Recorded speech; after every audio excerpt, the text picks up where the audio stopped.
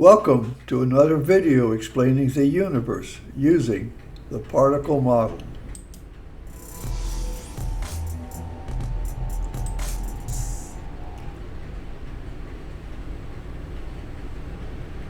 Today's video is about the Perihelion Advance of Mercury. And so what is the Perihelion Advance of Mercury? This shows the planet Mercury orbiting 3 times. The orbit is not concentric, it's different. So the perihelion point, which is the point closest to the sun, advances very slowly, but it advances. The word perihelion and aphelion, para meaning close, ap meaning far, and helios meaning sun, that's Greek, so you get perihelion, close to the sun, aphelion, far from the sun, out here. Now, oddly enough, this shows 4 orbits, and Mercury orbits 4 times in 1 Earth year. In other words, their Earth year is about 3 months of our year.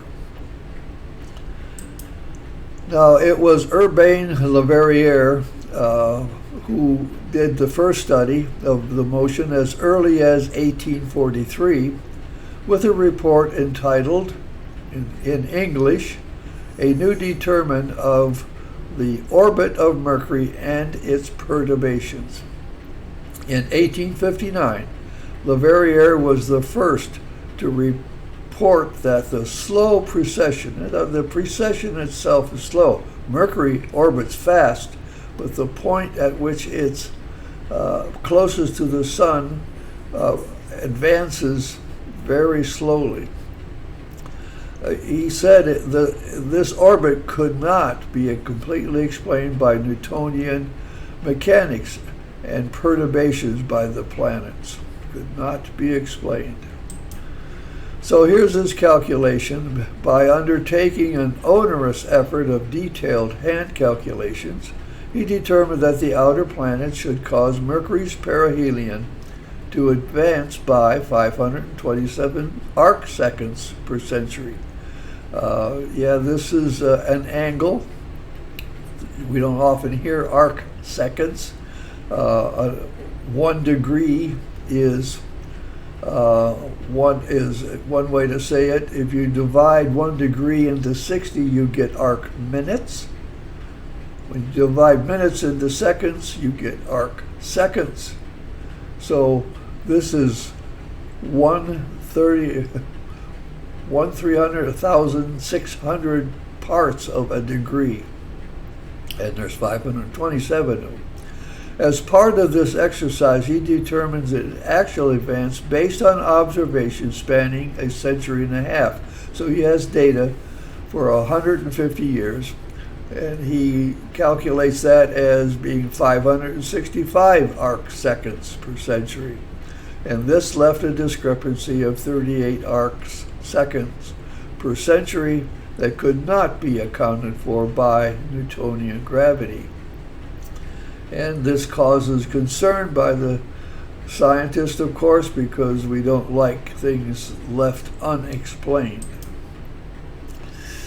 Well, if you go to the internet and read about general relativity and perihelion advance of Mercury, you read something like this. This is from a course in it's Astro 201 at Cornell, and it states, the theory of relativity predicts, it's making a prediction, that as it orbits the sun, Mercury does not exactly retrace the same path each time, but rather swings around over time.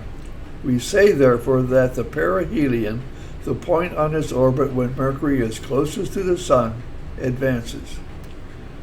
Now, general relativity was published in 1916, 57 years after Le Verrier published his results. General relativity can't predict that, and they already knew about it. That's why Einstein went ahead and did his calculations and tries to explain it. Now here are the contributions that normally listed to the advance, and the first one is the gravitational tugs of the other planets. So this is what the planets do. They account for quite a bit of it, 531.63 arc seconds per century. The second thing that's listed is the oblateness of the sun. That's pretty small, 0.02 arc seconds. That's very small. But the sun is not a perfect sphere, and so it's actually an oblate spheroid. That's why they call it oblateness. And it contributes that much. In general relativity, Einstein calculated, and this may be an updated calculation of general relativity of 42.98 arc seconds. Add the three together and you get 574.64, and the observed is 574.1. Very, very close to being correct. And this is one of the things that general relativity claimed, the number 2 item on the list of things that prove general relativity. Well, there were previous calculations. Le Verrier did his in 1859, Newcomb in 1895, Doolittle in 1912, and Clements in 1947. And this is the modern result is Clements, and it's quoted in Wikipedia. And they're not far off. They're different, 529, 533, 529 again, and then 531. But the discrepancy is still there, and these are the planets listed. Not Mercury's not listed, but Venus does this much, Earth does this much, Mars does that much, and so you add them all together. And you get the total effect of the perturbations of each of the planets, namely the 531. Well, I found this article on a recent analysis, although I couldn't find a date for it. It's from a group called Alternative Physics. That ought to give you a clue to what the article's about. It's not about claiming that general relativity has the answer. In fact, it's just the opposite. But they help. It's a long article, well written, easy to read. It's not highly technical. They just kind of tell what they did, what they considered, and what their ultimate result was. Now, they modeled the surrounding planets as though they were rings of uniform mass. This is there's the sun, there's Mercury, and the next planet would be Venus, and you take Venus and you model it as if it were a ring of mass, not a physical planet. That is, they treat each planet as though the mass were evenly stretched along the orbit. And the diagram gives the idea. I do that for each planet. But in addition, they went through all of these calculations, and I'm summarizing the paper by what they did. They did computer simulations. Well, they do what I have to do that when I've done my calculations, is I got to verify my equations are right. And so they did computer simulations, and they used their equations and checked everything. And they did calculated the contributions from multiple planets. And one of the questions they asked, do all the planets just add up? Well, they did their calculations and they took the 2 largest planets. And when they added up the perturbations, they got something greater than the total that was there. It didn't add up. And that's very confusing. Then they looked at the moving sun. They added more oblateness. This added more oblateness of the sun. They actually allowed the sun to move and change relative to the planets. Now that makes it very complex. You talk about doing onerous hand calculations in 1859. Accounting for the shifting of the sun is quite a chore. But they found that it added more deviation than the oblateness. Of course, that oblateness was 0.02 arcseconds, which is pretty small. And then they added the eccentric orbits. In other words, they didn't leave them circular. They had them follow their true path, probably as an average.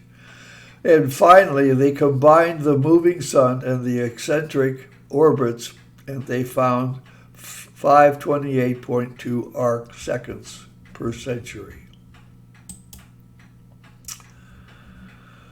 Well, this is the final result plotted. They did an actual 3D simulation of the planets, quite remarkable. I couldn't quite get out of the article whether or not they took account of their plane of orbit, because the planets do not really, none of them, I believe, orbit in the equatorial plane of the sun.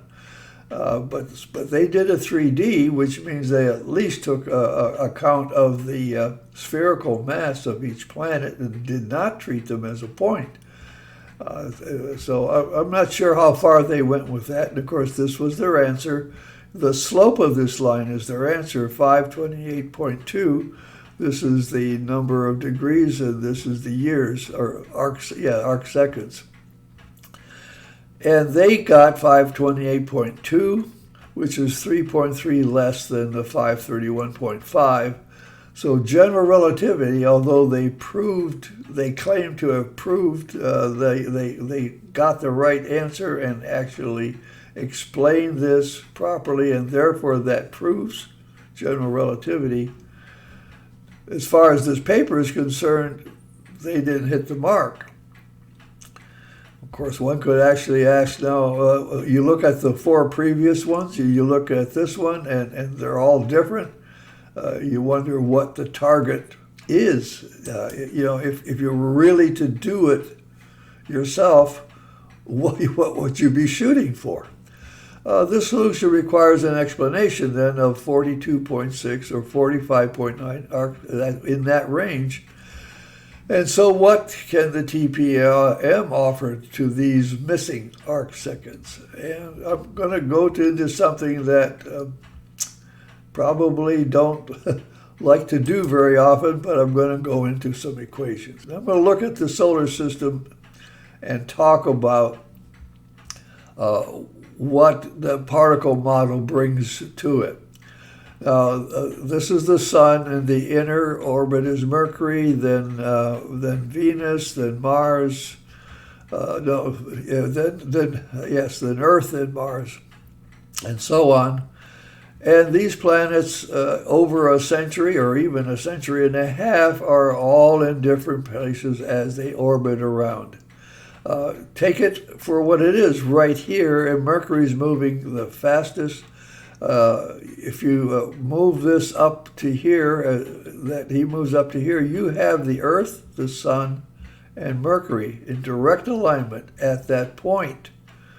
Now, when you use Newton, you do point in two-body. You have a two-body equation. You can do Earth and Sun, Mercury and Sun, but with the particle model, it's different. So let's look at two-body equations. This is for Mercury, and this is only Mercury and the Sun. That's all I'm looking at here, and this is the four-sun Mercury using Newton. Mass of the Sun, mass of Mercury divided by the square, and assuming the Sun. They always assume the Sun is fixed, even though the calculation I just related allowed it to move. Well, I know this is a huge mess. And I'm going to briefly state it in words. You select a plane, and you select an angle on the plane, and this is an equation for two opposing forces. G1 this way, G1 that way, approaching the Sun and Mercury, and we're going to calculate the loss through the Sun, the loss through Mercury. I'm going to put it together in such a way that we can get the force on Mercury, because you have to calculate it individually for Mercury. You put your center point on the center of Mercury, and then you do the calculation. Then you put your center point on the Sun, and you do the Mercury the thing there, and you get two equations. Now, I'm going to make this statement briefly without explaining, but I've worked with these equations in gravity, and I can tell you that the sum of this force, the sum of that force, equals this force. This is because the sun is fixed, and so the force is attributed only to the moon, not to the sun. In this case, you have a force on the moon and a force on the sun, and they both move, just like that one calculation suggested. Sun doesn't move a lot. It moves. Mercury moves more because the mass difference. And turns out this force is equal to that force, which means half of this is on the sun, half of this is on the moon, only they don't treat it that way. Well, here's the real thing. When you want to know how many are lost as you go through the sun, what I do is I take a constant called interaction factor times the mass of the sun, and the number lost is the number entering times this factor.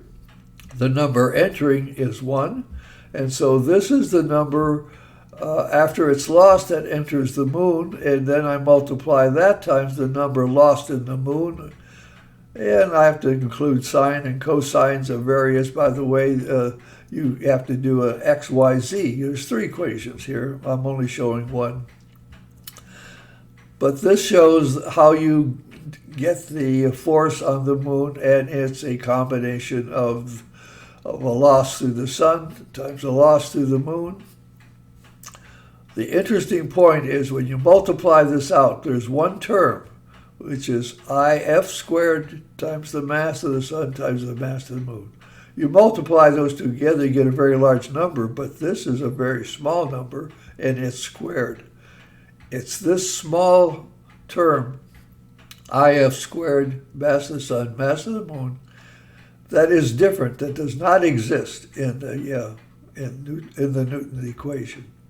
And I claim that gives the possibility of explaining the Perihelion Advance of Mercury without having to use general relativity. I'm going to remind you of a video I did called G versus dark matter. It's this concept of loss of G1s as it goes through the galaxy, through the various arms of the galaxy and through the core of the galaxy. You lose pieces, you lose parts of the G1 particle, and that can help explain why you don't need dark matter. And so I'm using the same concept here and showing it by the equation. Okay, now let's look at this again, and this time, like I said, I'm going to move it up here so that there's 3 in alignment. And if I have G1s coming this way and G1s coming that way, and they're all perfectly in alignment, I actually, when you write the equation, you end up with a 3-body equation. Newton, again, uses only 2-body equations, and this is the 3-body equation. You lose through the Earth first, which is on the far side. Then you lose through the sun, and then it interacts with the moon, the Mercury, and you get the force on Mercury caused by that. There's this tiny little term. When you expand this out, you've got IF cubed times the product of the mass of the Earth, mass of the sun, mass of Mercury. This is even more proof that it's possible that there is an explanation here because of that.